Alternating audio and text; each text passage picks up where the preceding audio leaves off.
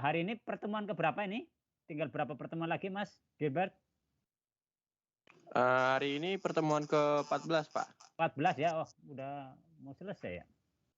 Ya, baik. Untuk hari ini saya tidak berlama-lama.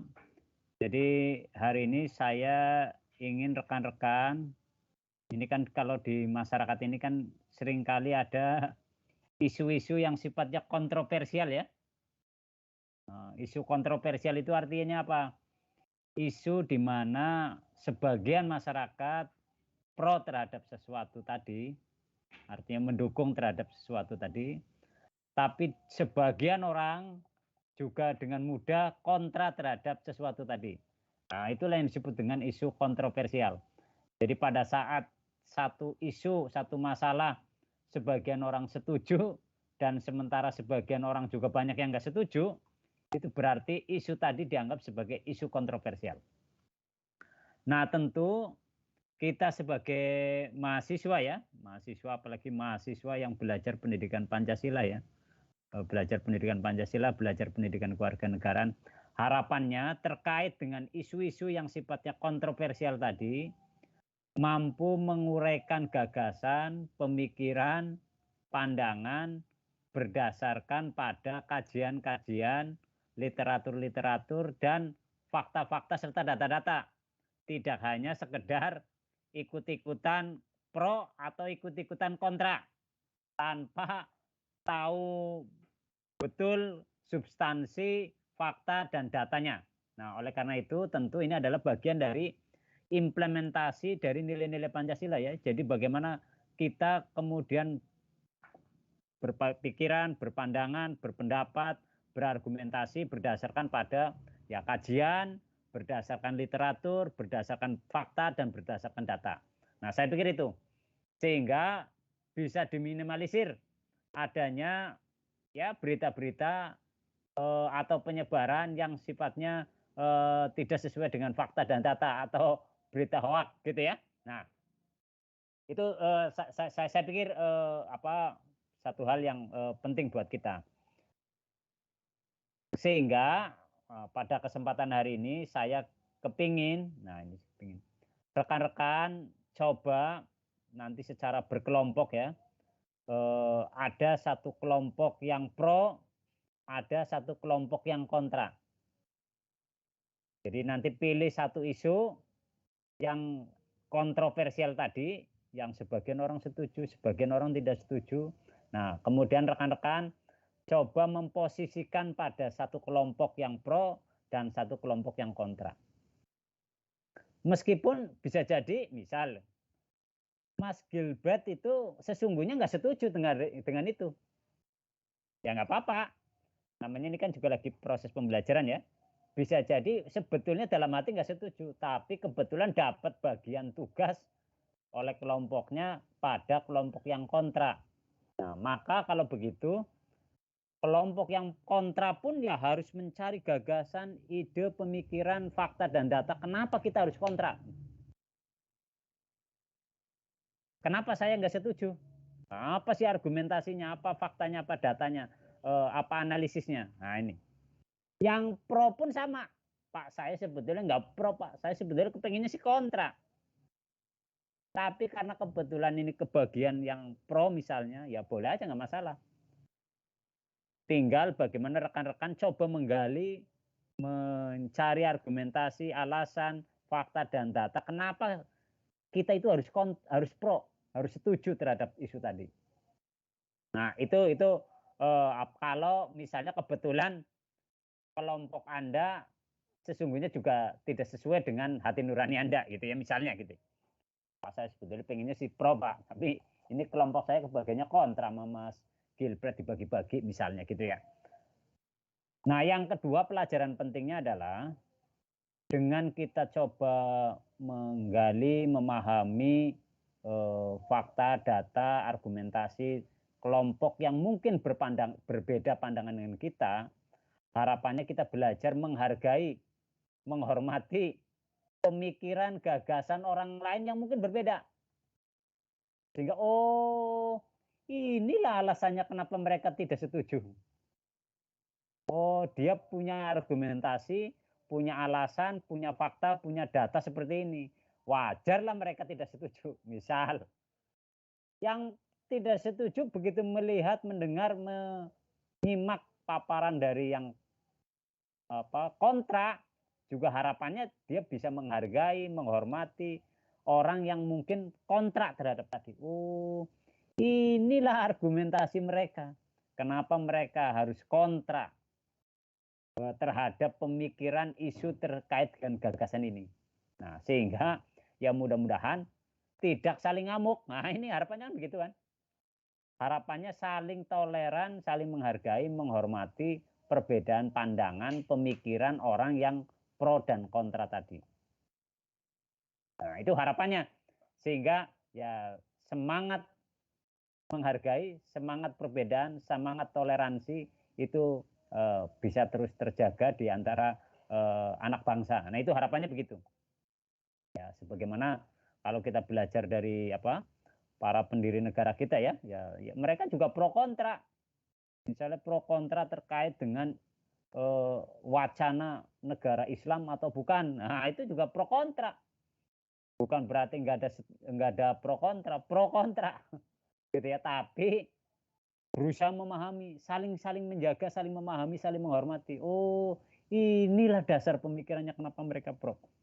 Oh, inilah dasar pemikirannya kenapa kontra. Sehingga berusaha dicarilah jalan tengahnya. Dicarilah jalan solusi alternatifnya yang kira-kira paling baik di antara yang pro dan kontra tadi. Gitu ya. Nah, jadi tugas Anda nih, tugas Anda.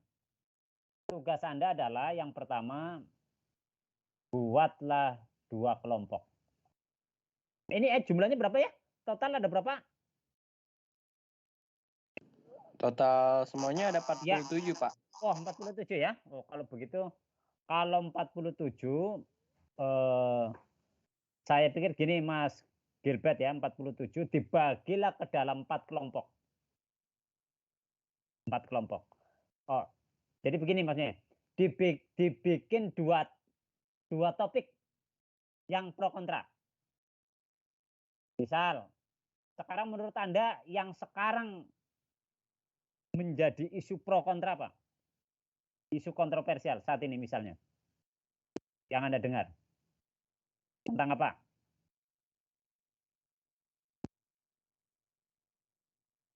Ada nggak yang menurut Anda ini kontroversial, Pak? Artinya apa? Sebagian orang setuju, sebagian juga nggak. Misalnya apa? Formula E, Pak. Formula E. Nah, oke. Apakah Formula E sebagian orang setuju adanya Formula E? Iya, Pak. Ada yang setuju, ada yang enggak. Oh, ada yang setuju, ada yang enggak. Jadi prinsip utamanya dari isu kontroversial itu adalah sebagian orang setuju, banyak juga yang masih setuju, Pak. Jangan dipikir nggak ada yang banyak, nggak yang setuju, banyak yang setuju. Yang kontra juga banyak. Nah, itulah sehingga menarik untuk diperdebatkan. Jadi kalau misalnya ini Formula E, Pak, itu juga kontroversial, Pak. Kenapa? Karena sebagian orang setuju, bahkan misalnya Pemda juga sudah melakukan kajian-kajian untuk mengadakan yang namanya Formula E.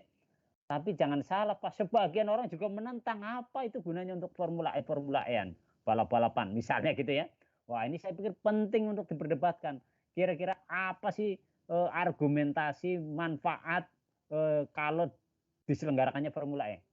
Nah, yang kontra juga sama. Oh, apa dampak positifnya tuh ada Formula E? Kenapa perlu ada Formula E? Nah, dan seterusnya. Ya, boleh. Jadi misalnya tentang Formula E. Nah, sehingga nanti satu kelompok misalnya pada posisi pro, setuju terhadap Formula E, sehingga Anda yang pro tentu harus punya argumentasi, punya data, punya fakta. Kenapa Formula E itu penting? Harus dilaksanakan dan harus dijalankan. Karena ini bermanfaat misalnya gitu ya. Oh, karena begini nih Formula E. Pentingnya apa nih? Ya, pentingnya ini perhelatan dunia nih Pak. Paling tidak berarti membuat mungkin jadi terkenal kita Indonesia. Bisa jadi para banyak wisatawan yang datang, itu investasi dan sebagainya misalnya gitu ya. Mungkin yang kontra, apa nih kerjaan balap-balapan, apa manfaatnya dan sebagainya. Mungkin dari segi biaya, dari segi dana lebih besar daripada keuntungan yang mungkin bisa diperoleh dan seterusnya misalnya. Nah, boleh itu misalnya Formula E. Apalagi misalnya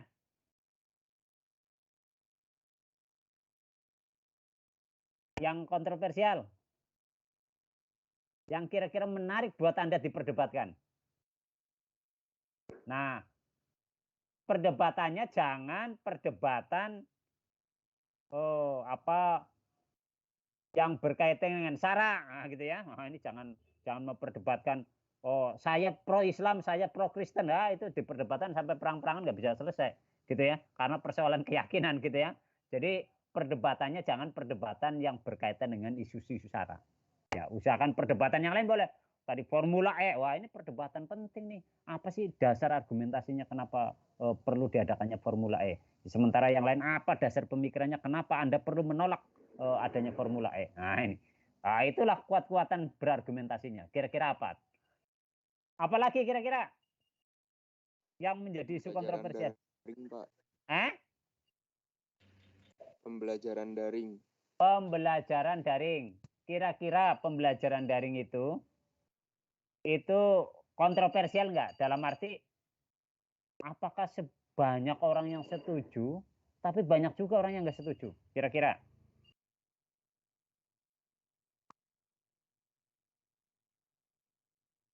Ya ada ya, tapi menurut saya agak kurang apa namanya pro kontranya kurang tajam mas. Ya bisa ada pro kontranya ada. Artinya sebagian orang pasti setuju lah apa namanya daring karena kondisi pandemi gitu kan.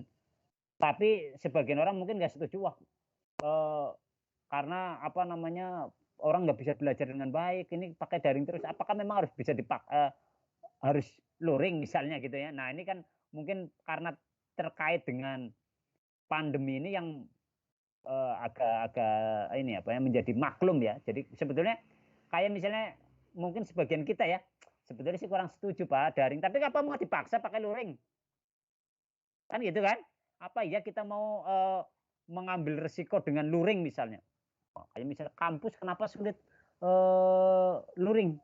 Ya kampus itu mahasiswanya itu hampir 20 ribuan ya dari D3 sampai S3 ya. Oh, coba bayangkan. Hampir 20 ribuan mahasiswa misalnya. Separohnya aja udah masih 10 ribu. Mau sepertiganya, waduh, dia masih tetap rame, bakalan rame. Oh, Anda aja kalau Anda semester berapa sih ini sekarang? Semester berapa nih? Mas Kelvin? Semester 1. Oh, semester 1 ya belum pernah lihat hiruk pikuknya UNJ waktu normal ya. Jadi kalau waktu normal eh, mungkin Anda mau jalan aja agak ini jalan biasa di jalan yang besar itu juga agak ribuh karena mobil hilir mudik masuk gitu ya misalnya atau wah padat banget ini orang dan sebagainya karena mahasiswanya sangat sangat banyak banget kan sehingga eh, agak sulit kalau di dunia kampus kemudian semuanya separuh masuk dan sebagainya paling banter yang mungkin yang jurusan-jurusan Anda ini jurusan-jurusan teknik gitu ya yang mungkin ada praktek-praktek ada butuh laboratorium nah itu terpaksa lah harus masuk itu pun nggak tahu apakah Anda udah ada yang masuk atau belum ya mungkin dengan sangat terbatas ya pasti terpaksa harus masuk tuh tapi kalau yang jurusan ilmu sosial mungkin masih bisa ditolerir ya udahlah biarin aja lah di rumah karena kalau masuk ini udah ribet susah mengontrol apa namanya tadi sirkulasi orangnya ya ya karena mahasiswa ini kan juga ada yang jalan apa ke kampus jalan kaki ada yang naik angkot ada yang pakai mobil pribadi ada yang ngojek ada yang pakai kereta wah ini gimana mengontrolnya bahwa mereka apa terbebas dari virus ya nah ini misalnya gitu ya nah, wah ini bisa riskan nih kalau masuk semua nah saya pikir ya paling tidak itu bisa ya apa pembelajaran daring itu juga ada pro kontra ya meskipun kurang sebetulnya kurang tajam tuh. Kenapa? Karena ya sebetulnya kita memaklumi juga, aduh gimana orang kondisinya begini, mau diluring ya, meskipun saya sebetulnya nggak setuju, tapi apakah mau dipaksa harus luring? Nah, ini kan persoalan kan, yang waduh ini resikonya mungkin bisa berbahaya dan seterusnya. Ya, tapi itu bisa juga menjadi bagian dari isu kontroversial ya. Oke. Ada lagi nggak kira-kira yang menarik menjadi isu kontroversial? Permendikbud, Pak. Permendikbud tentang Permendikbud yang mana tuh, Mbak? Yang ini, yang nomor 30 tentang keluar pelecehan. Oh, Dina. Pak. Ya. Yang mana? Iya. Oh, oke. Oh ya. Boleh juga tuh. Itu kan bisa kontroversial kan? Ini ada peraturan menteri ya terkait dengan upaya pencegahan. Sebetulnya kan upaya ya. Upaya pencegahan supaya jangan sampai ada tindak perilaku pelecehan misalnya yang dilakukan oleh ya pegawai, oleh dosen atau antar mahasiswa dan sebagainya ya. Itu bagus juga tuh. Sehingga orang mungkin perlu tuh pada aturannya, Pak. Supaya jangan sampai begitu ada masalah nggak ada aturannya. Perlu diatur juga. Pro berarti kan dengan argumentasi ABCD. Tapi ada yang kontra ya. Kontranya apa tuh, Mbak? Yang di salah satu pasal itu, Pak, katanya bisa melegalkan seks bebas. Nah, salah satunya kalau kan ada bunyi pasal atau ayatnya yang kalau tanpa persetujuan. Nah kan gitu kan. Jadi selama ada persetujuan apakah boleh berarti? Nah itu kan yang menjadi kontranya ya. Jadi karena di dalam aturan tadi misalnya kalau itu dilakukan tanpa persetujuan itu bisa dilaporkan, bisa digugat, bisa diadili lah istilahnya begitu ya. Jadi perlu dianggap sebagai pelanggaran kalau ada merasa tidak ada persetujuan. Misal saya pegang tangannya Silvi nggak setuju, itu jadi persoalan. Nah yang jadi persoalan tadi adalah, kan di situ kalau tanpa persetujuan Pak, apakah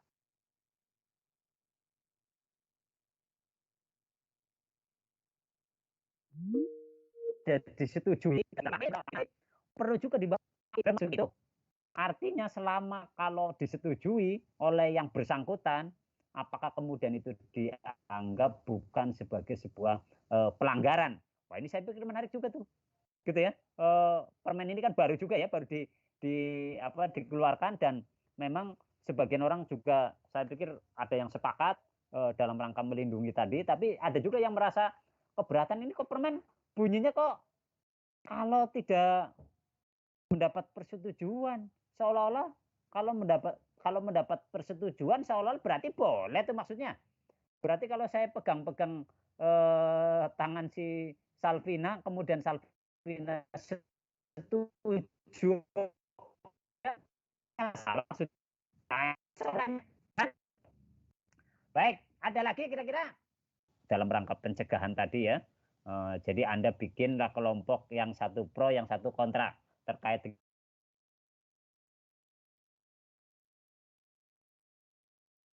alasan fakta banyak harus setuju dengan permen tadi, gitu ya. Nah, ya, yang kontra juga sama, harus nyari pemikiran, alasan, argumentasi, data, fakta. Kenapa perlu kontra? Bila perlu dicabut, gitu ya. Nah, apa argumentasinya? Nah, saya pikir ini penting juga ya untuk dibahas ya. Nah, ada lagi isu yang sebetulnya menarik juga sebetulnya yang masih sampai sekarang masih jadi perdebatan, yaitu isu tentang undang-undang omnibus law. Ingat tahu ya undang-undang omnibus law ya? Wah, itu juga sama pro kontra karena hampir sampai dengan saat ini itu misalnya buruh itu demo terkait dengan pencabutan undang-undang omnibus law salah satunya. Nah, itu saya pikir penting juga. Apa sih yang menjadi dasar argumentasi kenapa kita perlu setuju terhadap Undang-Undang Omnibus Law. Apa sih argumentasinya? Wah, ini nggak berpihak pada masyarakat, pada buruh, dan sebagainya misalnya. Yang kontra kenapa? Ya ini demi investasi, supaya investasi berjalan mudah, bisa mudah beroperasi, dan sebagainya misalnya. Ya silakanlah bisa berargumentasi. Nah, kira-kira bisa dipahami ya terkait dengan isu pro dan kontra ya. Nah, saya berharap dari 47 orang ini dipecah jadi dua, membahas satu topik. Jadi misal 47 berarti 20 berapa nih? 23 dan 24 ya. 23 membahas isu tentang misalnya permen tadi gitu ya, tentang pelecehan seksual di lingkungan pendidikan misalnya gitu ya. Boleh satu. Nah, nanti topik tadi yang 23 pecah lagi jadi dua. Sebagian setuju, sebagian yang kontranya. Nah, gitu ya. Jadi silakanlah yang sebagian setuju, yang sebagian pada posisi kontra. Nah, kelompok yang kedua, topik apa misalnya tadi? Mau apa yang mau diangkat? Kalau yang permen ini saya pikir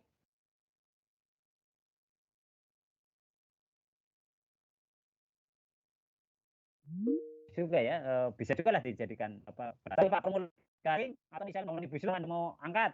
Yang kedua,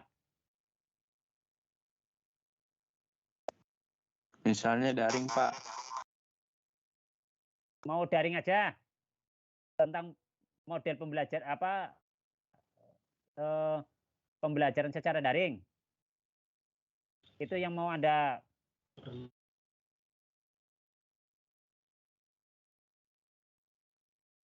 mungkin ya, satu kelompok permen. Satu kelompok permen, nah nanti dipecah jadi dua, sebagian pro, sebagian kontra kan? Nah, udah. Apa mau undang-undang Omnibus Law? Ya boleh aja lah undang-undang Omnibus Law ya, karena ini juga saya pikir Anda juga perlu tahu juga apa sih sebetulnya undang-undang Omnibus Law itu kayak apa sih sebetulnya?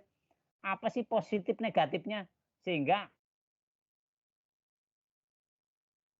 kita sebagai mahasiswa pandangan bisa, oh wajar lah buruh ngamuk-ngamuk misalnya. Oh wajar lah anggota DPR dan pemerintah mengesahkan undang-undang Omnibus Law karena begitu tuh. Oh pantas buruh nggak setuju. Oh karena begini dan sebagainya. Saya pikir penting juga kita sebagai mahasiswa sehingga punya posisi, oh inilah argumentasi dasar pemikirannya. Sehingga saya perlu pro atau saya perlu kontra terhadap undang-undang Omnibus Law. Saya pikir itu ya. Cukup ya. Nah, jadi sekali lagi dari 47 orang dipecah jadi dua gitu ya. Satu membahas topik tentang permen tentang pelecehan seksual tadi ya. Di lingkungan pendidikan, di lingkungan kampus misalnya. Kemudian satu topik lagi dibahas oleh 24 orang tadi ya. Terkait dengan undang-undang Omnibus Law. Nah, kemudian yang membahas tentang undang-undang Omnibus Law dipecah lagi jadi dua kelompok. Satu kelompok pro, satu kelompok kontra. Nah, yang membahas undang-undang permen tentang pelecehan seksual tadi juga dipecah jadi dua lagi. Yang satu pro, yang satu kontra terkait dengan permen tadi. Dibikin slide PowerPoint-nya, argumentasinya, alasannya kenapa saya pro, kenapa saya kontra. Jadi yang pro ya pokoknya ngomongin harus kontra, harus pro. Yang kontra juga harus menuangkan ide gagasannya kenapa harus kontra. Gitu ya. Sehingga pelajaran pentingnya adalah harapannya kita juga bisa ikut memahami apa argumentasinya pro dan kontra. Kayak tadi misalnya ada pertanyaan tentang permen tadi. Apa sih kenapa mereka harus perlu ada undang-undang tadi? Oh Pak, karena di lingkungan kampus, di lingkungan sekolah juga kadang kala Pak karena punya kekuasaan gitu. Namanya gurunya, dosennya, mungkin pejabatnya. ini sebenarnya mungkin mahasiswa merasa tertekan dan sebagainya, siswanya merasa nggak punya kekuasaan dan sebagainya, mudah dilakukan pelecehan sehingga perlu ada undang-undangnya karena selama ini nggak diatur misalnya. Kenapa Anda tidak setuju terhadap aturannya sih sudah dibuat tapi isinya seolah-olah melegalkan tuh Pak karena bunyinya seperti itu misalnya. Nah, itulah pro kontranya. Termasuk undang-undang Omnibus Law. Apa sih yang menjadi dasar pemikiran kenapa harus setuju? Anda tuangkanlah dalam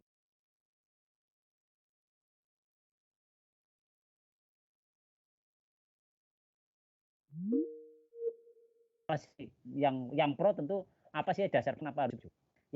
Cukup ya.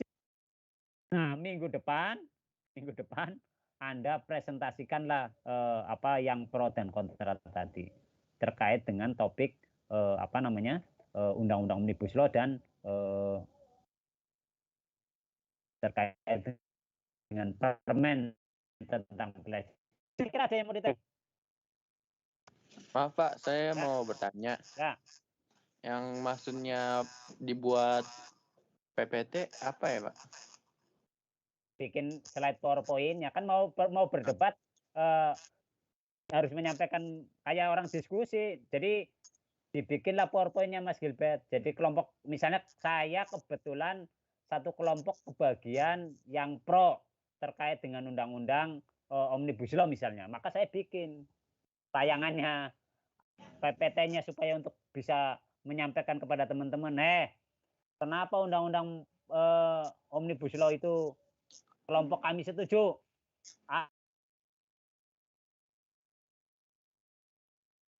Dua, pada hakikatnya ini juga melindungi para buruh dari A, B, C, D dan seterusnya. Nah, itu yang dituangkan di dalam PowerPoint-nya, PPT-nya gitu ya. Nah, yang kontra juga sama, mau menyampaikan kenapa kontra? Ya bikinlah PowerPoint-nya, bikinlah PPT-nya ya, PowerPoint-nya. Kelompok kami kontra, nggak setuju. Kenapa? Argumentasinya satu, ini mah akal-akalan mengutamakan kepentingan pengusaha.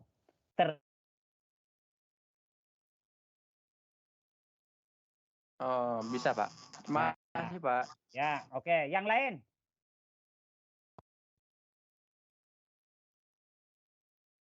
Yang lain ada yang mau ditanyakan? Perlu moderator nggak, Pak? Moderator ya boleh saya lah nanti atau teman-teman nanti boleh saling ganti-gantian aja moderatornya. Jadi nanti pada saat diskusi, misalnya ini sekarang kita topik pertama diskusi tentang permen pelecehan seksual di lingkungan kampus.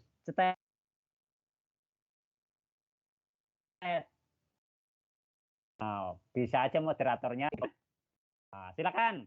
Yang pro menyampaikan dulu pandangan, gagasannya, pemikirannya, faktanya. Kenapa kelompok Anda harus pro terkait dengan permen tentang pelecehan tadi? Silakan tanyakan. Nah, gitu kan?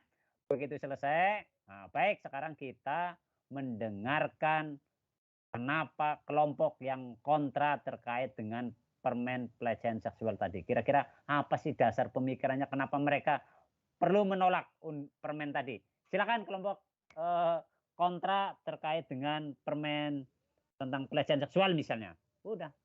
Nah, selesai itu baru, sekarang coba tanggapan dari pro, gimana tanggapan terkait dengan kontra. Kata yang kontra begini, coba menurut Anda gimana? Nah, nanti sebaliknya. Coba yang kontra, itu yang pro ngomongnya begitu tuh. Kira-kira menurut Anda gimana tanggapannya? Nah, sehingga saling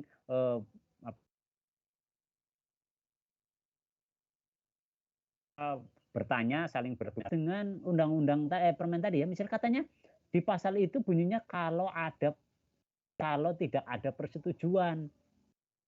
Inilah kan menunjukkan bukti bahwa kalau tidak ada persetujuan berarti yang kalau setuju dilegalkan. Nah, kan boleh aja kan? Bisa aja yang pro bukan itu maksudnya. Jadi bukan berarti kalau disetujui kemudian dianggap juga tidak masalah.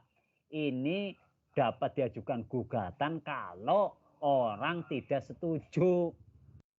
Artinya begitu si Gilbert misalnya pegang tangannya si siapa nih misalnya Jusnadi misalnya, Jusnadi cewek apa perempuan? Laki nih. Jusnadi misalnya, kalau si Jusnadinya nggak setuju, boleh diajukan gugatan. Misalnya begitu. Gitu ya. Ya nanti argumentasinya seperti apalah terkait dengan pro kontra tadi. Ya dibaca dulu lah gitu ya Permendikbudnya dan argumentasinya. Gitu ya Mas. Mas ya, apa terkait dengan moderator ya nanti bisa kelompok saling bertukaran lah. Jadi pada topik tentang permen pelecehan, moderatornya dari Undang-Undang Omnibus Law.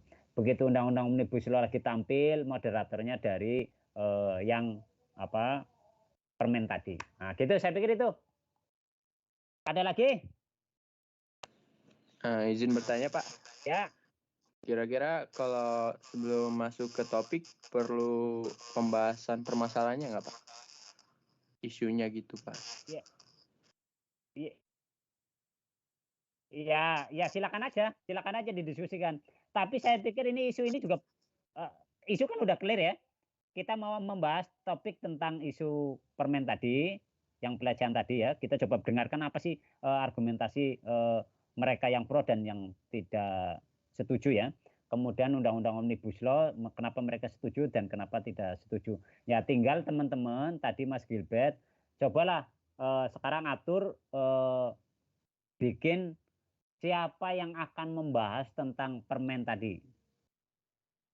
23 orang misalnya. Nah, kemudian siapa yang akan membahas tentang Undang-Undang Omnibus Law? 24 orang misalnya. Kan udah 47 kan?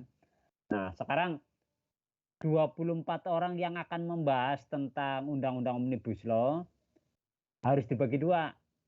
Sebagian kontra, sebagian pro. Nah, yang tadi, yang permen tadi juga sama. Dari 23 orang. Dibagi dua, sebagian pro, sebagian kontra. Harapannya anggota kelompok itu seimbang. Gitu ya. Jadi jangan sampai, Pak, kelas kita ini kebetulan kontra semua, Pak. Ya berarti nggak bisa didiskusikan. Ngambilnya kontra semua, Pak. Yang pro nggak ada. Ya harus ada. Jadi harus dibikin separuh pro, separuh kontra. Gitu ya. Jelas ya Mas Gilbert ya. Nah silakanlah Anda berdiskusi. Nah sebetulnya rekan-rekan ya, Anda sebetulnya bisa memanfaatkan Google Microsoft Teams ini untuk Anda berdiskusi. Misalnya kita bagi siapa yang akan membahas tentang topik ini atau siapa yang akan membahas tentang Omnibus Law, kita bagi dua dulu. Nah kemudian setelah itu siapa yang akan pro terhadap Omnibus Law, siapa yang akan kontra terhadap Omnibus Law, bisa aja. Itu mekanisme terserah Anda lah, gimana caranya lah yang pro dan kontra terkait dengan topik-topik tadi. Atau kalau misalnya Pak, saya nggak mau ganti topik aja Pak, ya boleh aja. Sepanjang topiknya itu prinsip utamanya adalah menimbulkan pro dan kontra di dalam masyarakat. Jadi intinya itu. Jadi carilah topik-topik yang memang ini menjadi isu kontroversial. Isu kontroversial itu artinya sebagian orang mudah untuk setuju, tapi sebagian orang juga mudah untuk menolak. Itulah yang disebut dengan isu kontroversial. Gitu ya, jelas ya. Nah, bisa memanfaatkan Microsoft Teams kapanpun Anda bisa buka kan? Kan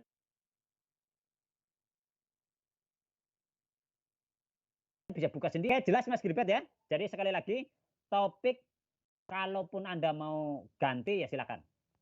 Nah, jadi nggak mesti harus Pak ini undang-undang itu nggak usah dibahas lah Pak, atau Omnibus Law nggak usah dibahas Pak. Saya mau bahasnya yang ini yang lagi hangat.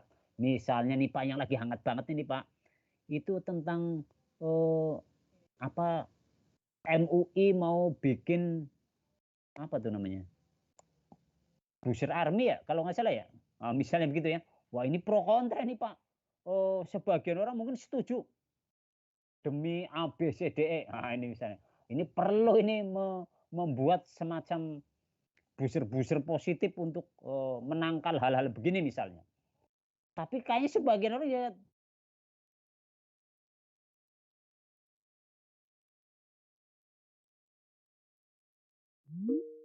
atau kenapa harus Pak Anies misalnya. Nah jadi kontra yang saya pikir sebagai mahasiswa juga penting juga memahami apa sih esensi maksudnya dari yang pro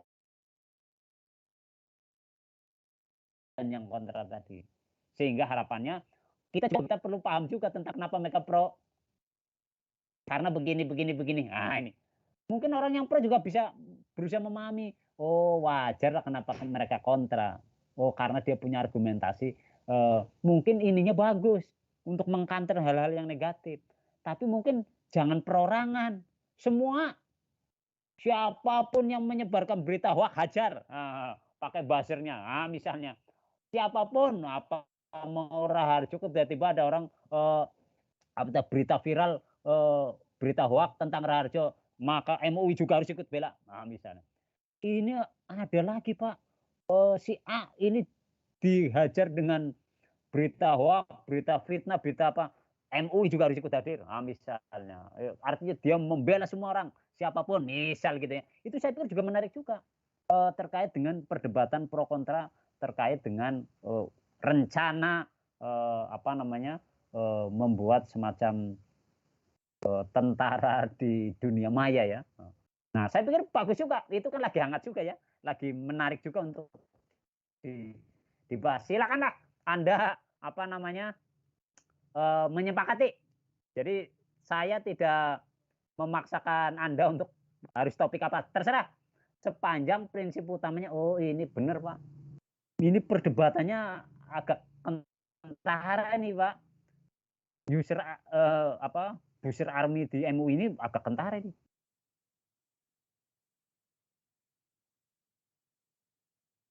Gitu ya.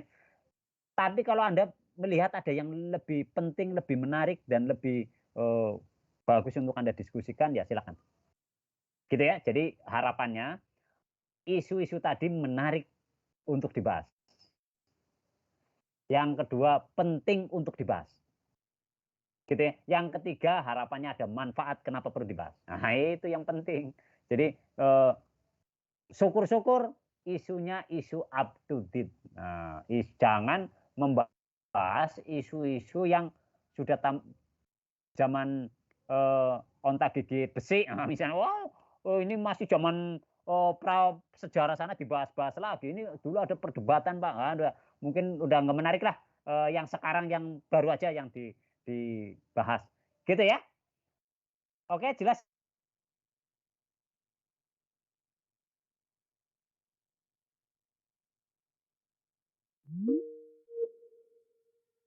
Nah, kira-kira masih ada tentang argumentasinya.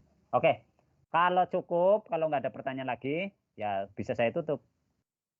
Ada yang mau ditanyakan lagi nggak kira-kira? Silakan, Mas Gilbert atau yang lain, silakan mungkin ada yang mau ditanyakan lagi. Kalau dari saya cukup sih Pak. Mungkin Cukup ya? dari yang lain. Teman-teman yang lain, silakan kalau ada yang mau ditanyakan. Nggak ada? Jadi sekali lagi, pertama, tadi tawaran-tawaran topik yang saya sebutkan ya tadi ya, ada topik tentang Booster Army MUI misalnya, satu, topik tentang permen tentang pencegahan pelecehan seksual misalnya, dua, topik tentang undang-undang omnibus law, tiga, topik tentang Formula E, empat, topik tentang pembelajaran daring, lima. Nah, dari topik-topik tadi silakanlah pilih dua topik saja.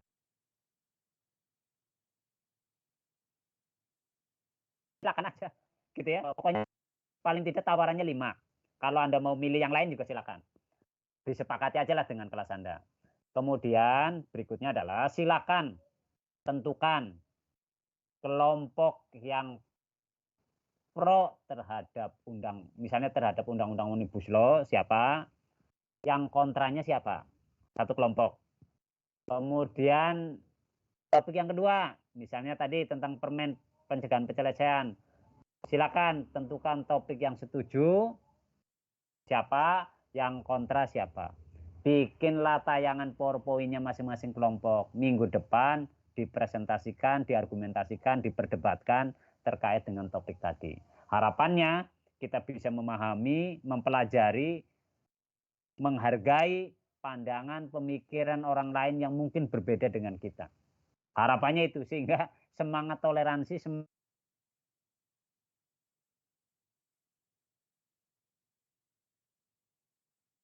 kita nggak tahu dasar pemikirannya. Padahal itulah argumentasinya. Kenapa mereka setuju, kenapa tidak setuju. Nah, itu saya pikir penting buat kita. Baik, kalau nggak ada pertanyaan lagi, sekali lagi saya ucapkan terima kasih dan selamat bekerja ya. Mudah-mudahan bisa dimudahkan dan dilancarkan tugas Anda di pertemuan yang ke-14 ya.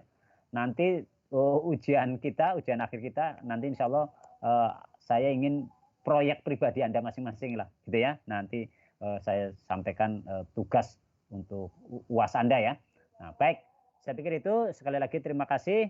Selamat pagi. Assalamualaikum warahmatullahi wabarakatuh. Waalaikumsalam warahmatullahi wabarakatuh. Waalaikumsalam. Terima kasih, Pak. Ya. Terima kasih, Pak. Terima kasih, Pak. Ya, oke, saya tutup ya. Iya, Pak.